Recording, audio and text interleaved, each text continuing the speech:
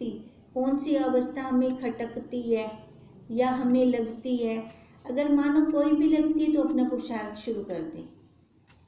अभ्यास है हमारा ये। देखो, विचार जब तक हम नहीं करते तब तक ये संसार खत्म नहीं होगा।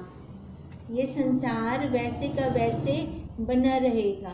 तो विचार है हमारे पास बस एक साधन, और कुछ भी नहीं करना। फिजिकली हमें कुछ भी नहीं करना, खाली हमें विचार करना है।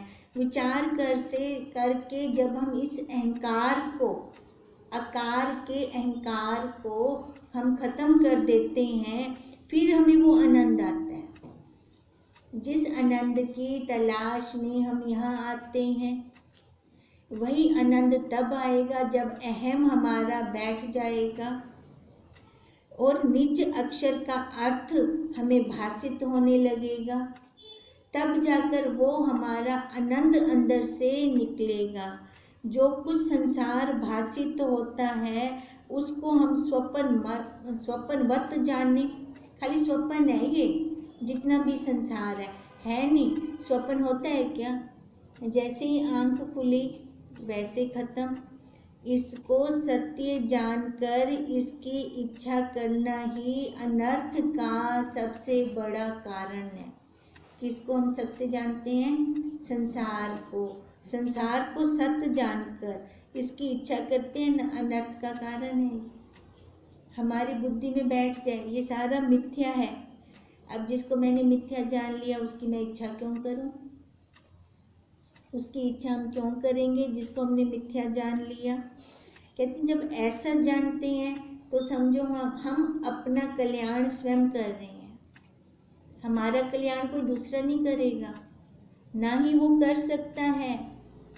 हम अपना कल्याण स्वयं कर सकते हैं। कैसे कर सकते हैं? इसको मिथ्या जानकर, इस संसार को मिथ्या जानकर, स्वप्न जानकर।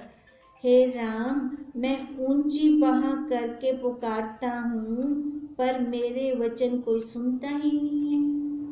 कैसे गुरुदेव हमें बार बार ये कहते हैं, ये मिथ्या है, ये मिथ्या है, ये मिथ्या है, ये स्वप्न है, ये स्वप्न है, स्वप्न है। पर हम टिकते ही नहीं है वहाँ पर। जब हम टिक जाएंगे तब हमारी दृढ़ता हो जाएगी कि इच्छा ही संसार का कारण है और इच्छा से रहित होना ही परम कल्याण है। अब वशिष्ठ जी ना राम जी को यही कह रहे हैं, मैं सत्य कह रहा हूँ, ऊंची बाह करके कह रहा हूँ। इच्छा जो हम करते हैं ना, तो यही हमारे जन्म मरण का कारण है। और जहाँ इच्छा हमारी खत्म हो गई ना, यही हमारे परम कल्याण का कारण है। और परम कल्याण हम अपना आप ही कर सकते हैं। हम कहें कि कोई हमारा कर देगा कल्याण, वो नहीं करेगा हमारा कल्याण। जब जीव इच्छा से रहित होता है तब शांत पद को वो प्राप्त होता है। हम क्यों आते हैं यहाँ पर? किस लिए आते हैं? वो शांति प्राप्त करने के लिए, वो आनंद प्राप्त करने के लिए। आनंद संसार में रह के नहीं आ सकता। वो आनंद हमें अपने स्वरूप में ही आ सकता है। और अपने स्वरूप में हम तब जा सकते हैं जब हम बाहर से मुड़ जाएंगे, बाहर से अंदर की तरफ आ जाएंगे। निरीक्षित होने पर आत्मा भासित होती है। फिर हर पल वही हमें भास रहा होता है, अपना स्वरूप। मैं तो ब्रह्म हूँ, ये भी कहने की जरूरत नहीं होती, इसका भी मंथन नहीं करना पड़ता। जो मैं हूँ सो हूँ। अब हम माँ पत्नी का मंथन थोड़ी करते हैं, कैसी दृढ़ता है उसकी। अब ऐसी उस ब्रह्म की दृढ़ता हो जाती है जो अनंत स्वरूप है, सम और अद्वैत है। उसमें जगत का अभाव है, जगत है ही नहीं तीनों कालों में। हे राम, मोह की बड़ी महिमा है। हृदय में जो आत्म रूपी चिंतामणि स्थित है उसको विस्मरण करके मूर्ख अहंकार रूपी कांच को ग्रहण करते हैं। अब मूर्ख क्या कर रहे हैं? बाहर से ले रहे हैं सारा, अपने अंदर जो खजाना है हम उसको लेते ही नहीं। बाहर बाहर बाहर बाहर क्या पड़ा है? आज तक वृत्ति बाहर रही है, क्या मिला बाहर से हमें? कुछ हासिल हुआ? वो आनंद, वो शांति, वो तृप्ति तब आई जब हमने अपने अंदर गोता लगाया। हे राम, तुम निरअभिमान होकर चेष्टा करो। वो अब राम के लिए नहीं है, हमारे लिए है। हम व्यवहार करें, आकार है तो व्यवहार होगा, पर कैसे होगा व्यवहार? निरअभिमान होकर, अहंकार लेकिन नहीं। ये कर्म इंद्रियां, ज्ञान इंद्रियां कर रही हैं और मेरा मन अपने स्वरूप में ही है। ठीक है, जब ऐसे व्यवहार होगा तब हम, और वो एक ही हैं, अलग अलग थोड़ी हैं। फिर जैसे यंत्र की पुतली में अभिमान नहीं होता, रोबोट में अभिमान होता है कोई? उसके अंदर जो फीड कर देते हैं वो वैसा ही कर्म करता है, वैसा कार्य करता है, पर अहंकार से रहित होकर करता है। कहते हैं ऐसी हमारे अंदर ये फीड हो जाए कि ये मेरी प्रारब्ध है, ये मेरे को अपनी प्रारब्ध के अनुसार ये करना है मेरे को। अब कई बार हमारे मन में ऐसा भी होता है कि हम सोच रहे होते हैं कि ये मैंने आज करना है, पर होता ही नहीं वो। तो हुआ क्या? जो हमारी प्रारब्ध का था वही हुआ, अपनी सोच वहीं धरी की धरी रह गई। अब ऐसे कह रही हैं तो फिर सोचना क्यों? जब अपनी सोच वहाँ धरी की धरी रह जाती है फिर सोचना क्यों? अपनी प्रारब्ध पे विश्वास कर ले, जो आएगा अपने आप सामने से आता जा रहा है। यही चेष्टा वैसे ही हम भी करें, जैसे वो यंत्र की पुतली करती है, वैसे ही प्रारब्ध वेग से तुम्हारी, मतलब हमारी चेष्टा हो रही है ना? प्रारब्ध वेग से हो रही है ना हमारी सारी की सारी चेष्टा। यह अभिमान हम ना करें कि ऐसा हो और ऐसा ना हो, ये अंदर भाव ही ना है। ये ऐसा हो, ऐसा मैं चाह रहा हूँ ऐसा हो जाए, ऐसा मैं चाहता हूँ ये ना हो, क्योंकि हमारा किए अनुसार, हमारे सोचे अनुसार कुछ नहीं होता। होता वही है जो हमारी प्रारब्ध में लिखा होता है। जब ऐसे होंगे तब शांत पद को हम प्राप्त होंगे, जहाँ वाणी की गति नहीं है। ऐसे आनंद को हम प्राप्त होंगे। हम वो वाला आनंद वाणी से बखान नहीं कर सकते, हम वाणी से नहीं बता सकते। क्या बताएं किसको कि वो आनंद कैसा आता है? हम बस इतना कह सकते हैं, ऐसा करके देखो, अपने स्वरूप में स्थित हो जाओ, फिर वो आनंद जो आएगा ना वही देख लेना, वही है। अब नमक की पुतली गई पानी में, दिखाई देती है, मिली हुई दिखती है? दिखती नहीं, पर मिल तो गई। मिल के उसने क्या किया? पानी को खारा कर दिया। वो भी हमें कब पता लगा? जब हमने उसका टेस्ट किया, तब हमें पता लगा। अब ऐसी क्या होगा जब हम अपने स्वरूप में के अंदर दृढ़ता कर लेंगे, तो आकार तो ऊपर से वैसा ही रहेगा, पता तो चलेगा ही नहीं। पर क्या होगा? हमारे अंदर का अस्थि पिंजर सारा बदल जाएगा, मतलब हाव भाव हमारे बदल जाएंगे। फिर वही आनंद हमें प्राप्त होगा। जब तक इंद्रियों के विषयों की तृष्णा है तब तक जन्म मृत्यु का बंधन है। जब तक विषय है ना, और हमारी वासना है ये वाला विषय प्राप्त हो, ये वाला विषय आए, ये वाला विषय आए, तब तक ये चक्कर चलेगा हमारा।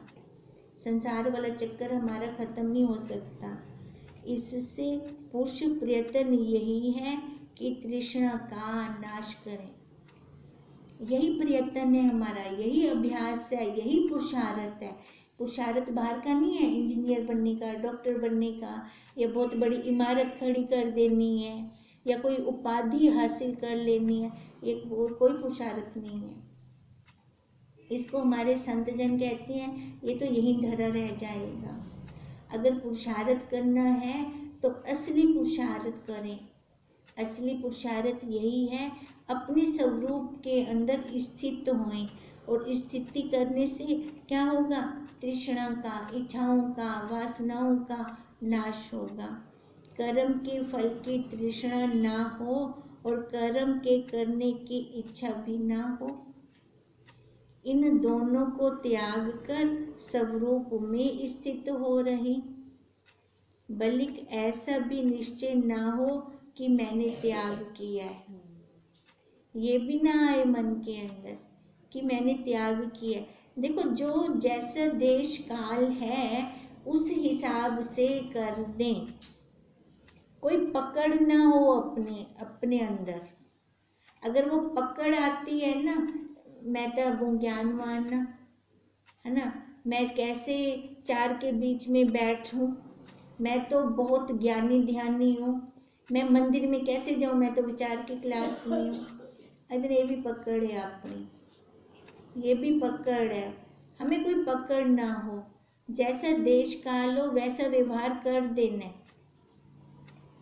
मैं तो बाहर बैठ नहीं सकती, है ना, कितना कुछ होता है। ज्ञान के अंदर भी बहुत पकड़ लेते हैं हम।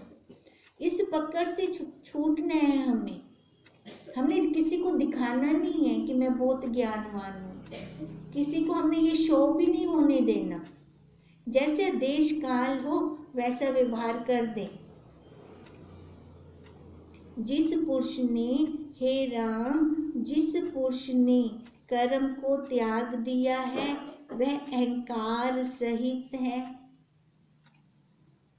जो कर्म करना है ना, जो अपने को मिला हुआ है वर्ण धर्म के अनुसार जो कर्म मिला हुआ है वो कर्म करें। अगर हम कहें कि हम ये वाला कर्म नहीं करेंगे, हम विचार की क्लास में जाते हैं या कुछ ऐसा आड़े आ जाए हमारे परमार्थ के अंदर, तो कहते हैं वो भी तो हमने अहम लेकर किया, अहंकार से मैंने किया। तभी वो कह रही हैं कि जिस पुरुष ने कर्म को त्याग दिया है वह अहंकार के सहित है। उसने पुण्य और पाप सब कुछ किया है, और जिसमें अहम भाव नहीं है वह चाहे जैसी मर्जी कर्म करे तो भी कुछ नहीं करता। अब सारा मतलब ये खेल कहाँ पर है? अहंकार पर, अपने मानने पर। मैं क्या कर्म कर रहा हूँ, अगर मैं मान के कर रहा हूँ ना कर्म, वो सारे लग जाएंगे। अगर मैं मान के नहीं कर रहा ना वो कर्म, तो भी लग जाएंगे। क्यों? क्योंकि अहंकार बना हुआ है वो, है ना, वो बना हुआ है अंदर। अभी मैं बना हुआ है, ये मेरे को करना है, ये मेरे को नहीं करना, ये बना हुआ है। जब तक इन दोनों से ऊपर नहीं उठते तब तक हमारा कल्याण नहीं है। वह बंधन ही प्राप्त है, फिर बंधन ही बंधन है। जो ना करने में अभिमान सहित है उसको करता देखते हैं, वह बंधन में पड़ा है। हे राम, ऐसे आत्मा को जानकर अहंकार अहम मम का त्याग करें। ऐसे आत्मा को जानकर, आत्मा के अंदर तो कुछ भी नहीं है। वो हमें कहते तू ये कर्म कर, ये ना कर, वो कहता है।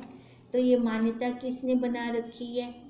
हमने ना, हमने स्वयं बना रखी है ये मान्यता, ये मैं करूं, ये ना करूं। मैं कहते हैं अगर जो ये मान्यता के साथ चलते हैं तो बंधन में है, क्योंकि अपनी आत्मा के अंदर तो ये बंधन है ही नहीं। ये वाला कर, ये वाला ना कर, ये बंधन है ही नहीं। कहते तू कर्म सारा कर, पर कर्तापन से ना कर तो तू कुछ भी नहीं कर रहा। ऐसे संवेदन के त्यागने में देखो कुछ यत्न नहीं करना। अब क्या यत्न करना है हमें? खाली यही धारणा कर लें कि मैं नहीं कर रहा, ये कर रहा है, मैं देख रहा हूँ। ये भी शुरुआत में हम ऐसे बोलते हैं, ठीक है। जो जिसकी आदत डालते हैं ना साधना काल में, और वही हमारा स्वभाव बन जाता है, वही हमारा स्वभाव बनता है। अब इसलिए कहती हैं स्मृति उसकी होती है जिसका अनुभव होता है। स्मृति उसकी होती है जिसका अनुभव होता है, ठीक है। अब देखो अनुभव और स्मृति। अब स्मृति किसकी रहेगी? जो हम गहरे मन से करेंगे, जो हम कर्म गहरे मन से करते हैं उसका हमारे अंदर रह जाता है।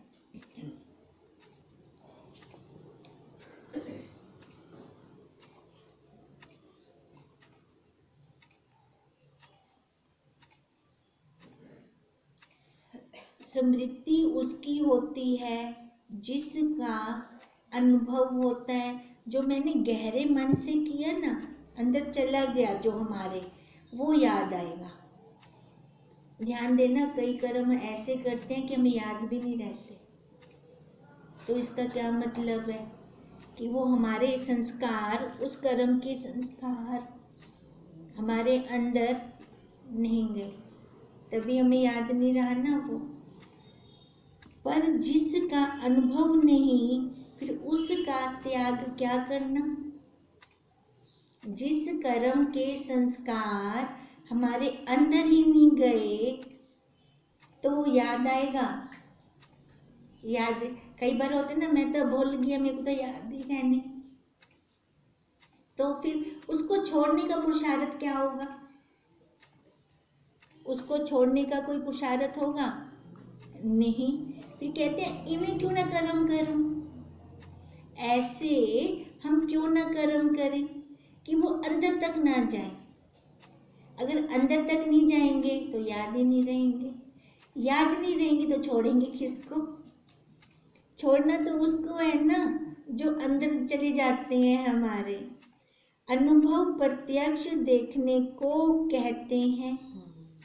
तुम्हारे स्वरूप में विश्व नहीं तो अनुभव क्या हो, है ना? अनुभव किसको कहते हैं? जो मैंने प्रत्यक्ष कर्म किया या जिसके संस्कार में ले गई, ये मेरे को अब अनुभूति हो गई। जिसको अनुभूति लेनी है अपने स्वरूप की लें, अनुभूति हमें संसार की नहीं लेनी। अब देखो कितना हमें ज़्यादा पुरुषार्थ करना पड़ रहा है कि हमने संसार की अनुभूति लेकर बैठे हुए हैं। अब हमें वो छोड़ने का पुरुषार्थ करना पड़ रहा है। अब जितने गए आ गए सो आ गए, वो तो निकालने हैं हमें, पर और तो अंदर नहीं डालने।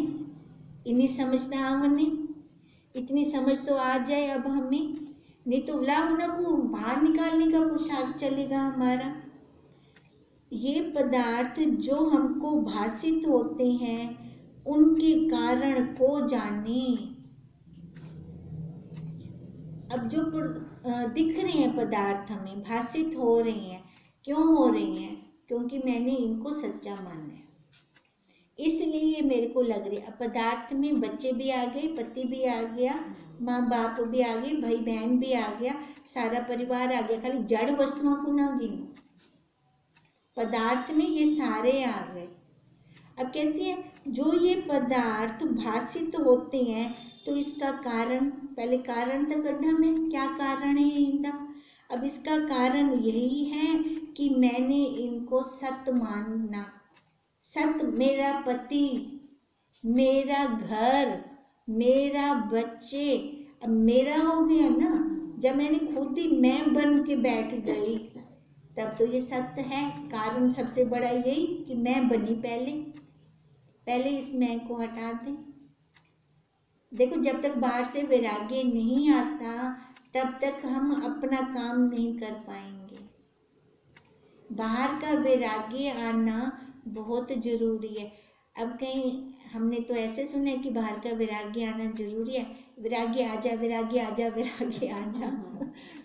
ऐसे आ जाएगा क्या? ऐसे आ जाएगा? नहीं आएगा। तो उसके लिए समझ आनी चाहिए कि हमने अपनी इंद्रियों का खर्च कहाँ किया और वहाँ से क्या वसूली हुई।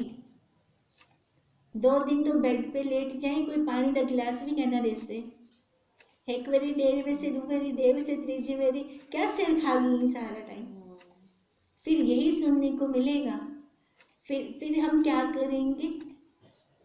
निचोड़ क्या निकालें? फिर निचोड़ निकालें अपना, वाकई यो संसार है सड़कता वेंदा है, है ना, संसरण हो रहा है इसका हर पल, तू ही इसको रोक रही थी। फिर क्यों रोक रही थी? जब वो रुकता नहीं है किसी के लिए नहीं रुकता। तू रोकने की कोशिश कर रही थी, बांध बना रही थी, अपना अपना मेरा मेरा कहकर। अब ऐसी समझ करेंगे ना, फिर जाके वैराग्य आएगा। और वैराग्य वो थोड़े पल का नहीं होना चाहिए। वैराग्य हो तो पक्की दृढ़ता वाला हो। अब 2 बार लल्लू चप्पू उन्होंने शुरू कर दी, फिर फिसल जाएं? नहीं, वैसे होता यही है, होता यही आ रहा है। क्षणिक वैराग्य आता है, पर थोड़ी लल्लू चप्पू के बाद वो वैराग्य खत्म हो जाता है, जबकि नहीं होना चाहिए। ना ही सामने बोलना है किसी को, मन के अंदर हमारी दृढ़ता हो जाए, यही संसार का रूप है। दूडिया बदला में मेरे को मिल से सामने, इससे अच्छा व्यवहार करो, आकार के साथ व्यवहार करो, पर मन में अपने गुरुदेव में ही लगाऊंगी। अगर ऐसी मेरी दृढ़ता होती है तो कहती है हमारे स्वरूप में यह विश्व नहीं है, तो क्या अनुभव हो? जब है ही नहीं, जो हमारा स्वरूप है, हम उसी का अनुभव क्यों नहीं करते? हम अनुभव बाहर झूठ का क्यों कर रही हैं? क्योंकि मैंने उसको सच्चा मान लिया, इसलिए मैं उसका अनुभव कर रही हूँ। ये पदार्थ जो हमको भासित होते हैं, उनका कारण जाने, इनका कारण खाली यही अनुभव, कि उनको मैंने सच्चा मान लिया। जब इनका अनुभव ही मिथ्या, तब स्मृति कैसे हो? जब मैं जान जाऊंगी कि ये सारा मिथ्या है, तो फिर मैं कैसे उसको याद करूंगी? झूठे को हम याद करते हैं, अगर तो चंगा था बोल बने झूठी है, फिर हम इसको क्यों याद करेंगे? फिर रस्सी में सर्प का अनुभव हुआ और फिर स्मरण किया कि वहाँ सर्प देखा। रस्सी में सर्प का अनुभव कब हुआ? जब मेरी वो स्मृति में मैंने सर्प को देखा हुआ होगा, तब रस्सी मेरे को लगेगी। जिसने कभी सांप को देखा ही नहीं, वो रस्सी में सांप का अनुभव कर सकता है? नहीं कर सकता। अब ऐसे मैंने इस संसार का अनुभव करी बैठी हूँ, इसको देखी बैठी हूँ, तभी ये अंदर तक आ जाता है। अगर मैंने देखा ही ना हो इसको, मैं कैसे जानूंगी उसको? फिर तो जब सर्प का अनुभव ही मिथ्या, जब बाद में लाइट जला दी, तो वो सर्प का अनुभव कहाँ गया? सर्प कहाँ गया? झूठ था। जो सर्प का अनुभव ही मिथ्या, तब फिर उसका स्मरण कैसे सत्य? वो तो हो ही नहीं सकता। उसी काल में सांप गया, उसी काल में उसका डर भी चला गया। इससे जो वस्तु मिथ्या है, उसको त्यागने का अनुभव करें। अब जो मिथ्या है, अब मिथ्या क्या? ये सारा मिथ्या, शरीर समेत, अपने शरीर समेत ये सारा मिथ्या, इसको हमने त्यागना है। ये जान लेना है कि रस्सी के अंदर सांप की अनुभूति हो रही है, पर सांप है नहीं। ये लाइट, ज्ञान रूपी लाइट जब जलेगी, तब रस्सी दिखेगी, प्रत्यक्ष उसकी अनुभूति होगी। ये अनुभूति करना है। और सबसे बड़ा क्या करना है? इच्छाओं का, वासनाओं का त्याग, अपने अहंकार का त्याग, फिर जाकर हम उसकी अनुभूति कर सकते हैं विचार के द्वारा। ओम तं नमामि हरिं परम, ओम तं नमामि हरिं परम, ओम तं नमामि